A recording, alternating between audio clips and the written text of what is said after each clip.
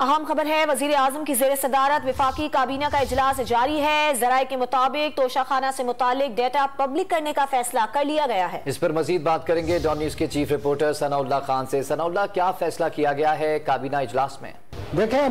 کابینہ نے کمیٹی بنائی تھی وزیر دفاع خواجہ آصف کی سربراہی میں، بین الوزارتی کمیٹی، جو توشہ خانہ سے متعلق جو رولز ریگولیشن ہے ان کا ریویو کیا جا رہا تھا، اور اسی کی روشنی میں آج کابینٹ کے اجلاس میں یہ رپورٹ پیش کی گئی ہے، اور یہ فیصلہ کیا گیا، اصولی فیصلہ ہے کہ جو بھی ماضی کا ڈیٹا ہے توشہ خانہ کا، جو بھی جس کو جو بھی سرکاری دوروں پر گفٹ ملے ان کا ڈیٹا جو ہے پبلک کیا جائے گا۔ اب اس میں مدت کا تعین ابھی ہونا ہے کہ گزشتہ 20 سال کا ڈیٹا ہوگا یا 30 سال کا ڈیٹا ہوگا، اور یہ اب پبلک کیا جائے گا، کیونکہ گزشتہ دنوں ہائی کورٹ میں بھی جب اس معاملے میں پوچھا گیا تھا تو حکومت نے یہ موقف اختیار کیا گیا کہ سیکریسی لا ہے، اس حوالے سے اس کو پبلک نہیں کیا جا سکتا۔ اب یقیناً اس کے لیے پھر قوانین میں اور رولز میں ترامیم کی جائیں گی، جس کے بعد یہ پبلک کیا جائے گا۔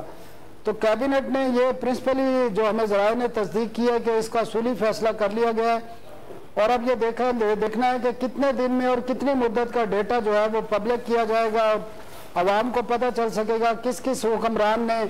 یا کس بیوروکریٹ نے، یا جو اب اس میں دیکھنا یہ ہے کہ جو فوجی ہمارے قیادت ہیں ان کو بھی گفٹ ملتے ہیں، اس کا نام شامل کیا جائے گا یا نہیں کیا جائے گا، یہ اب جب فیصلے کا اعلان کیا جائے گا تو اس بارے میں معلوم ہوگا۔